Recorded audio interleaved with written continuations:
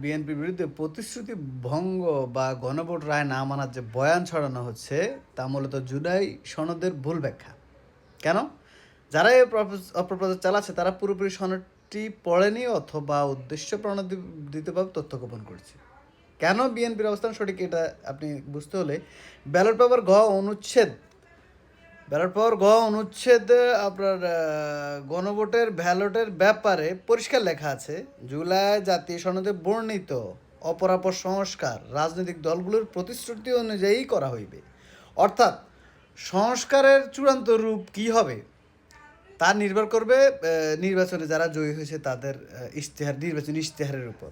আর সনদের একটা বিশেষ নোট হইল, জুলাই সনদের প্রতিটি পাতায় উল্লেখ আছে যে কোনো রাজনৈতিক দল যদি তাদের নির্বাচনী ইশতেহার নির্দিষ্ট কোনো সংস্কারের কথা বলে জনগণের ম্যান্ডেট বা ভোট পায় তবে তারা সে অনুযায়ী ব্যবস্থা নিতে পারবে। নোট অফ ডিসেন্ট নিয়ে সংসদে আলোচনার মাধ্যমে একটা সমাধান খোঁজা যেতে পারে। বিষয়টা হচ্ছে এরকম, কিন্তু বিষয়টারে কীভাবে প্রোপাগান্ডা চালাইতেছে ইচ্ছা মতো, মানে এটা বলার বাহিরে। ম্যাক্সিমাম মানুষ জুলাই সনদ পড়েই নাই, এবং এটার ভিতরে কি ছিল, ডানে বামে কি আছে কিচ্ছু জানে না।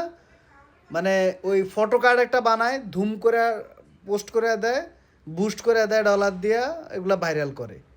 জুলাই সনদের আসলেই ভিতরে কি আছে, কোন বিধিমালায় নীতিমালায় কি লেখা, কি থেকে হলে কি হবে, এগুলো না পড়ে সারা দিন আছে এক ফটো কার্ড আর গুজব।